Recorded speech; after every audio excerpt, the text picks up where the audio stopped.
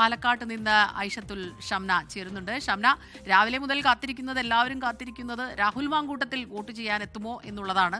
അപ്പോൾ ഇതുവരെ എത്തിയില്ല എന്നാണ് മനസ്സിലാക്കുന്നത്. ഇനിയിപ്പോൾ സംസ്ഥാന സർക്കാർ ഹൈക്കോടതിയെ സമീപിച്ചിട്ടുണ്ട്.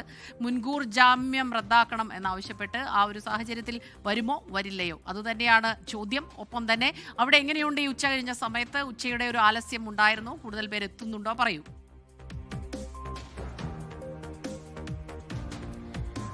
Good afternoon. എന്തായാലും രാവിലെയൊക്കെ വലിയ രീതിയിലുള്ള ഒരു തിരക്കായിരുന്നു എല്ലാ ബൂത്തുകളിലും ഉണ്ടായിരുന്നത്. പക്ഷെ ഉച്ചയോടുകൂടി അല്ലെങ്കിൽ ഉച്ച കഴിയുന്തോറും അത് ആ ഒരു തിരക്ക് കുറയുന്നതാണ് സാഹചര്യം. അത് ഒരുപക്ഷെ പാലക്കാട് വളരെ നല്ല ചൂടാണ്, നമുക്കറിയാം. ആ ഒരു തിരക്കായിരിക്കാം. അല്പസമയം കൂടി കഴിഞ്ഞാൽ വീണ്ടും രാവിലത്തേതുപോലുള്ള ഒരു തിരക്ക് അനുഭവപ്പെടാൻ സാധ്യതയുണ്ട്. എന്തായാലും കഴിഞ്ഞ തവണത്തെ അപേക്ഷിച്ച് വലിയ രീതിയിലുള്ള ഒരു പോളിംഗ് തന്നെ ജില്ലയിൽ ഇപ്പോൾ രേഖപ്പെടുത്തുന്നുണ്ട്. 63% കടന്നു ഇതുവരെയുള്ള ഒരു പോളിംഗ്. രാവിലെ അത് 1 മണിയോട് കൂടി തന്നെ 50% എന്ന ഒരു കണക്ക്, ആ ഒരു ശതമാനം കടന്നിരുന്നു. പക്ഷേ അതിനുശേഷമാണ് പിന്നീട് 1 മണിക്ക് ശേഷം ഒരു മന്ദഗതിയിലാണ്. പക്ഷേ അത് വൈകിട്ടോട് കൂടി അത് കൂടുമെന്നാണ് മനസ്സിലാക്കാൻ സാധിക്കുന്നത്. നമ്മളിപ്പോൾ ഉള്ളത് കുന്നത്തൂർമേട് ബൂത്തിലാണ്. ഇവിടെ ബൂത്ത് നമ്പർ 2 രാഹുൽ വോട്ട് ചെയ്യാൻ എത്തേണ്ടിയിരുന്നത്. രാഹുൽ എത്തുമോ ഇല്ലയോ എന്നുള്ളത് വലിയ ചോദ്യമാണ്. നിലവിൽ നമുക്ക് ലഭിക്കുന്ന സൂചനകൾ പ്രകാരം രാഹുൽ എത്തും. ഏകദേശം വൈകിട്ടോട് കൂടി തന്നെ എത്തും. ആദ്യം ഒക്കെ ലഭിച്ചിരുന്ന വിവരങ്ങൾ പ്രകാരം രാഹുൽ ഉച്ചയോട് കൂടി എത്തുമെന്നായിരുന്നു. പക്ഷെ അങ്ങനെയല്ല, വൈകിട്ട് ഒരു 5 മണിയോട് കൂടി തന്നെ രാഹുൽ എത്താനാണ് സാധ്യത. പക്ഷെ അത് സ്ഥിരീകരിക്കാൻ കഴിഞ്ഞിട്ടില്ല.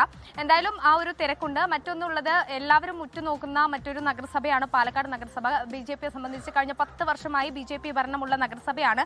പക്ഷെ ഇത്തവണ നഗരസഭയിൽ പോളിംഗ് രേഖപ്പെടുത്തുന്നത് വളരെ കുറവാണ്. 50% മാത്രം എന്ന ഒരു കണക്കിലേക്ക് പാലക്കാട് നഗരസഭ ചുരുങ്ങുകയാണ്. ബാക്കി പാലക്കാട് ജില്ലയിലെ മറ്റ് 6 നഗരസഭകളും 60% പിന്നിട്ട് കഴിഞ്ഞു. ചിറ്റൂരടക്കം വലിയ രീതിയിലുള്ള ഒരു പോളിംഗ് രേഖപ്പെടുത്തുന്നുണ്ട്. എല്ലാ നഗരസഭകളും 62, 63 എന്നൊക്കെ ഒരു ശതമാനത്തിലേക്ക് എത്തുമ്പോൾ പാലക്കാട് നഗരസഭ മാത്രം അത് 50-ൽ ഒതുങ്ങി നിൽക്കുകയാണ്.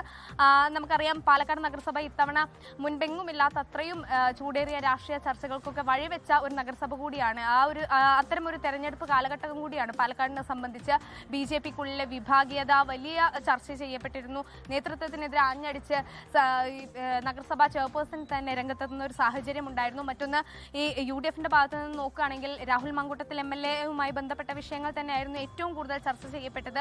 നേതാക്കളുടെ ഒരു അതൃപ്തി അടക്കം അവഗണിച്ചുകൊണ്ടായിരുന്നു രാഹുൽ UDFന്റെ സ്ഥാനാർത്ഥികൾക്ക് വേണ്ടി പ്രചാരണത്തിന് വേണ്ടി വീടുകൾ കയറി ഇറങ്ങിയത്. അത് വലിയ രീതിയിലുള്ള ചർച്ച ചെയ്യപ്പെട്ടിരുന്നു. ഇടതുപക്ഷത്തിനെ സംബന്ധിച്ച് CPM CPI തർക്കം നിലനിൽക്കുന്നുണ്ട്. മറ്റൊന്ന്, വിമതരുടെ ശല്യം. അത് UDFനും LDFനും ഇത്തവണ വലിയ രീതിയിലുള്ള ഒരു തലവേദനയായിട്ടുണ്ട്. UDF അതേ തുടർന്ന് നിരവധി ആളുകളെ 15ഓളം പേരെയാണ് കോൺഗ്രസ് പുറത്താക്കിയത് ഈ വിമത ശല്യത്തെ തുടർന്ന്. എന്തായാലും ഇതൊക്കെ വലിയ രീതിയിൽ ചർച്ച ചെയ്യപ്പെട്ട ഒരു തെരഞ്ഞെടുപ്പ് കാലഘട്ടം. പാലക്കാട് നിരവധി പ്രത്യാരോപണങ്ങൾ ഈ നേരത്തെ ഷംന പറഞ്ഞതുപോലെ തന്നെ UDFനും LDFനും NDAയ്ക്കും ഒക്കെ തന്നെ വലിയ തലവേദന ഉണ്ടാക്കിയ പല പ്രശ്നങ്ങൾ അവിടെ ഉണ്ടായിരുന്നു. വിവാദങ്ങൾ ഉണ്ടാകുന്നു. ആ ഒരു പശ്ചാത്തലത്തിൽ നടക്കുന്ന വോട്ടെടുപ്പ് കൂടിയാണിത്.